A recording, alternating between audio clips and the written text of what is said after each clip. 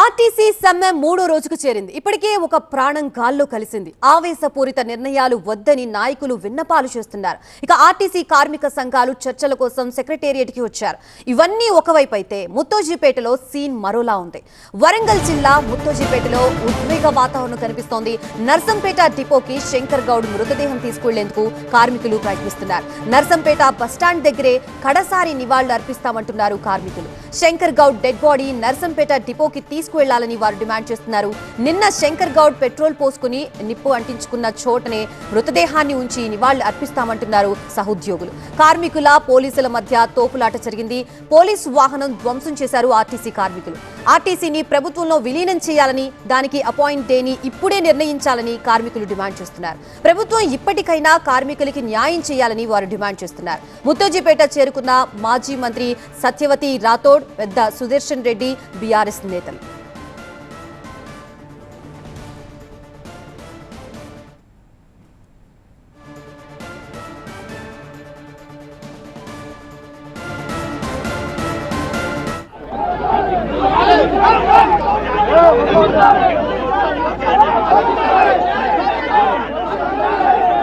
మొత్తంగా కూడా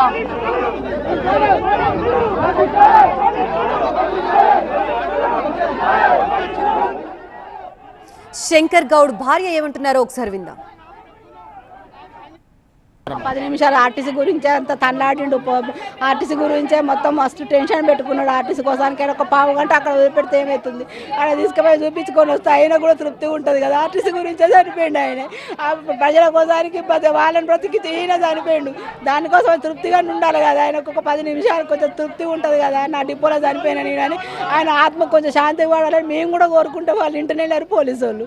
ఎంత చెప్పినా ఇంటి లేరు. ఒక పావు గంట తీసుకుపోతే ఏమవుతుంది, 10 నిమిషాలు ఆడ గొడవలకి ఇట్లా ఏం పెట్టుకుంటారు. మేమే పోతుంటాము, పోయినాం. కాకపోతే వాళ్ళది ఎంతో తృప్తి కదా. అందరు కలిసి చూపించుకోవాలి. మా కోసానికి ఆయన చనిపోయిండు, ప్రాణాలు అర్పించిందని తల్లాడుకుంటే అంతమంది చేస్తుంటే కూడా పోలీసు వాళ్ళు పోనిస్తలేరు. మేము కూడా తీసుకుపోండి, ఒక 10 నిమిషాలు తీసుకుపోండి అంటే కూడా వింటలేరు. మరి మేము ఏం చేయాలి? ఇక పాపం ఆయన శవాన్ని ఒక్క కడుంచుతలేరు. అటు ఇటు మీకు దాని తృప్తి లేకుండా ఉన్నది. ఆయన మాక ఇల్లు లేక, మా ఇల్లు లేక మా అల్లుని ఇంటికాడ మేము వేసుకున్నాం. ఇల్లు లేదు, జాగ లేదు, ఏం లేదు. మా అల్లుని ఇల్లు కాబట్టి ఏదో వేసుకున్నాడు, ఇంకోనే తీసుకుంటారా? మా అల్లుడు మంచోడు, నా బిడ్డ మంచిది, వాళ్ళే తీసుకొచ్చి చేసుకున్నారు.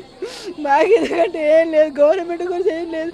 మాకు న్యాయం చేయాలి అంతే. గవర్నమెంట్ మాకేమైనా సహాయం చేసి నా కొడుకు ఏదైనా జాబ్ ఇప్పిస్తే మా జాగాలో మేము బతుకుతాం. ఆయన పేరు కూడా ఉంటుంది కదా, అదే మా కోరిక ఉన్నది. అంత తప్పించి ఏం లేదు. మాకు ఒక పావు గంట తీసుకుపోండి అని మేము కూడా చెప్తున్నాం. పొద్దున వంట చేసి అన్నం తినిపోదురా అంటే వచ్చిండు.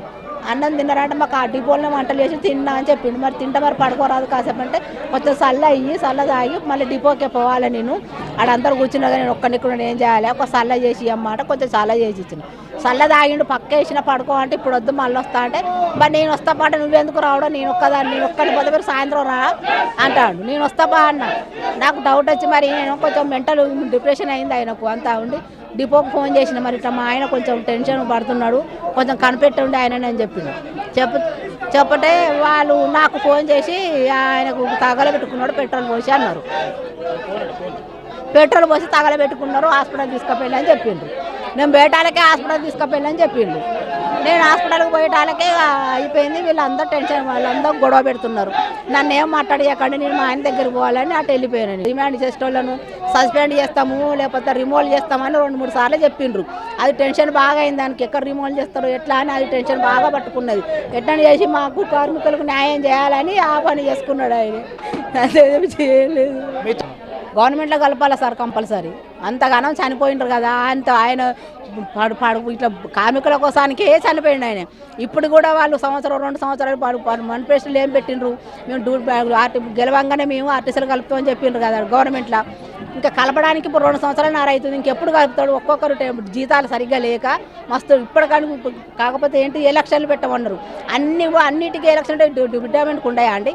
ఆర్టీసీలకు ఉన్నాయా ఎలక్షన్లు? వేరే ఎలక్షన్లు వద్దంటాడు, ఆర్టీసీలో గవర్నమెంట్లో కలపడు. మరి ఏంది ఈయన కథ? వచ్చిండు, మీకు బాగా చేస్తాము, నేను అన్ని సేవ చేస్తా, మీకు అది చేస్తున్నా, ఇది చేస్తున్నా, ఏం చేసిండు ఆయన?